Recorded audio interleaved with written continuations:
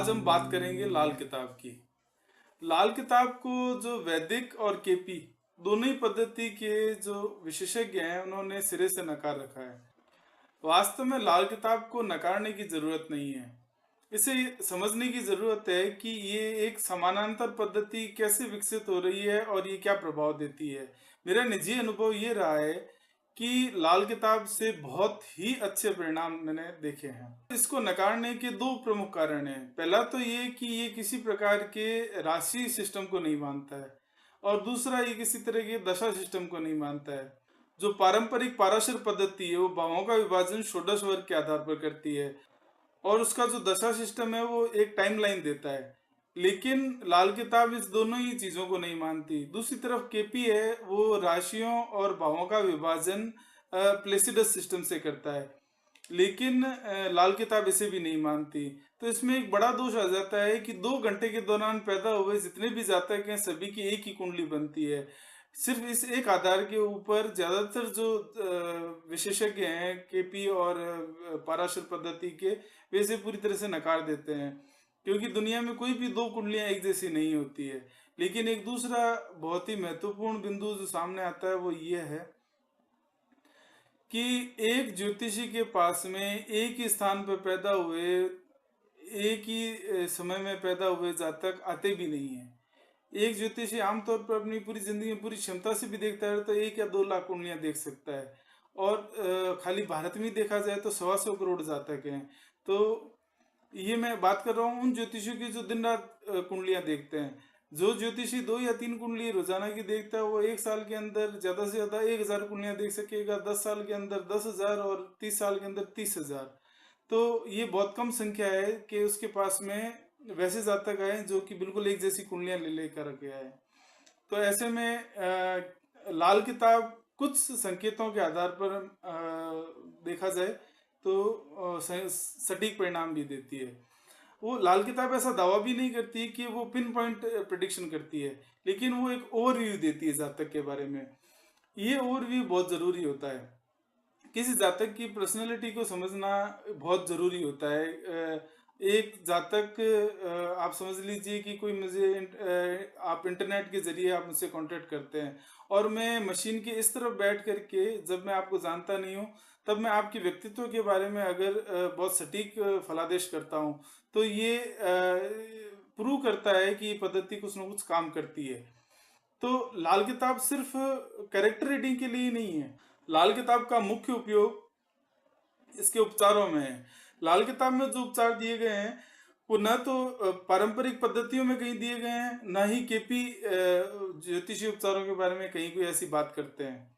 और यहाँ तक लाल किताब कहती है कि जो ग्रहों का प्रभाव है उसको बदला जा सकता है। तो ये बहुत बड़ी बात है अपने आप में, एक तरीके से भाग्य को परिवर्तित करने वाली बात है।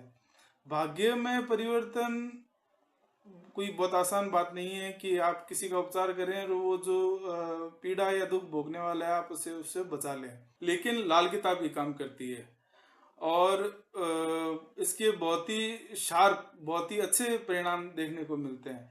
तो लाल किताब के जो उपचार हैं उनकी उनके भी एक क्रम है कि पहले तो लाल किताब ये बताती है कि कौन से भाव में कौन सा ग्रह होने पर। लाल किताब राशियों को नहीं मानती, तो जो भी ग्रह लग्न में है वो हमेशा मेष राशि में है, जैसे कि काल पुरुष की कुंडली में होता है।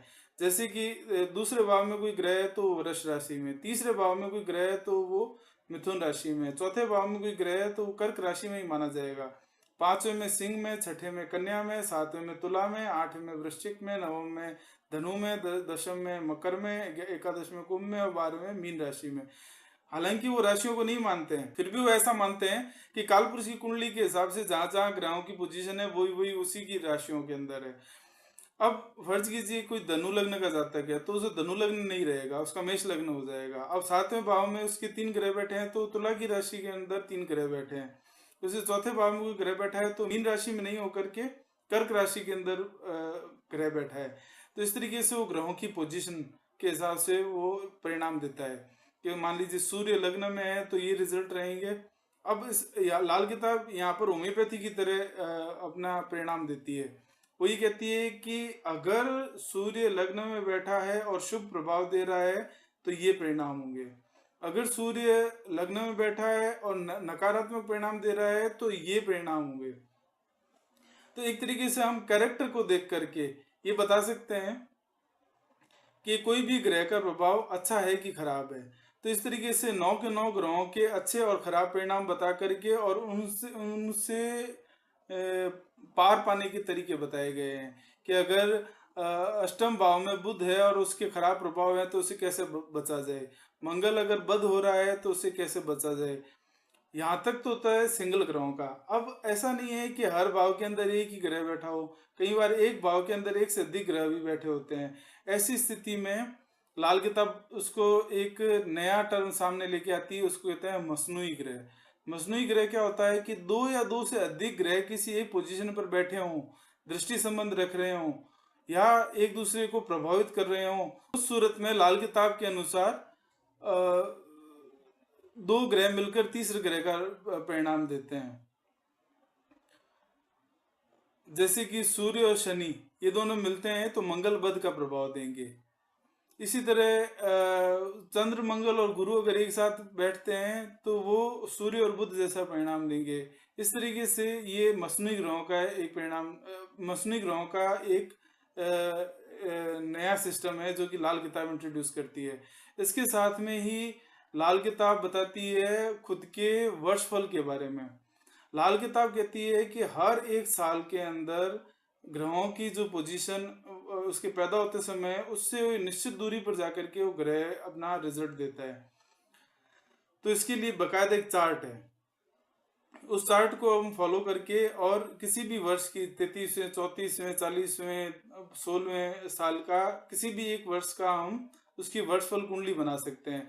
उस वर्षफल कुंडली के अनुसार उस वर्ष के परिणाम भी दिए गए हैं और उन परिणामों से बचने के लिए उपचार भी दिए गए हैं। तो इस तरीके से लाल किताब पूरी कुंडली का भी विश्लेषण करती है, वार्षिक विश्लेषण भी करती है और ग्रहों से के खराब प्रभाव से बचने का उपचार भी बताती है।